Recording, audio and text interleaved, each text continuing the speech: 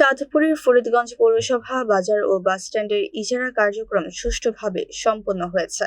মঙ্গলবার বিকেলে ফরিদগঞ্জ পৌর প্রশাসকের কার্যালয়ে টেন্ডার বক্স খোলার মাধ্যমে এই প্রক্রিয়া সম্পন্ন হয়। এতে বাজার ও বাসস্ট্যান্ডের জন্য মোট ৬টি দরপত্র জমা পড়ে। যাচাই বাছাই শেষে উভয় খাতেই সর্বোচ্চ দরদাতা হিসেবে মুজিবুর রহমানকে ইজাদার ঘোষণা করা হয়। তিনি বাজারের জন্য ২০,৬৪,০০০ টাকা এবং বাস স্ট্যান্ডের জন্য ৩৩,৩৬,০০০ টাকার দর প্রস্তাব করেন। সরকারি নির্ধারিত দরের চেয়ে বেশি হওয়ায় তাকে এই ইজারা প্রদান করা হয়। ইজারা কার্যক্রমে উপস্থিত ছিলেন পৌর প্রশাসক ও উপজেলা নির্বাহী কর্মকর্তা সেটু কুমার বড়ুয়া, থানার অফিসার ইনচার্জ মোহাম্মদ হেলাল উদ্দিন এবং পৌর সচিব শাহ সুফিয়ান। ইউএনও জানান, স্বচ্ছতার সাথে সর্বোচ্চ দরদাতাকে প্রাথমিকভাবে নির্বাচিত করা হয়েছে।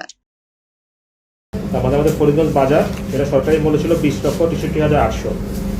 তার মধ্যে আমাদের প্রথম যিনি মোহাম্মদ নাসিরউদ্দিন পাটোয়ারি, উনি বিড করেছেন ৯০,০০০।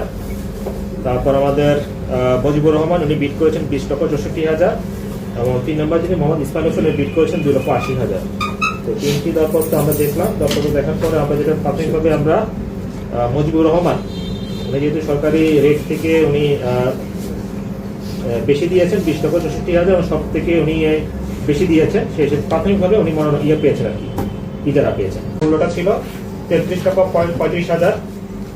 তার মধ্যে মোহাম্মদ জাহিদুল ইসলাম, উনি বিড করেছেন ৩ লক্ষ টাকা। মোহাম্মদ নাসিরউদ্দিন পাটোয়ারি, উনি বিড করেছেন ৪ লক্ষ টাকা। এবং আমাদের মুজিবুর রহমান, উনি বিড করেছেন ৩৩,৩৬,০০০ টাকা। তো প্রাথমিকভাবে আমাদের এই বাস স্ট্যান্ড ইজারা পেয়েছেন সর্বোচ্চ দরদাতা মুজিবুর রহমান, পিতা রওশন আলী। মুজিবুর রহমান, উনি যেহেতু সরকারি রেট থেকে উনি বেশি দিয়েছেন, সেই প্রাথমিকভাবে উনি পেয়েছেন আর কি, ইজারা পেয়েছেন।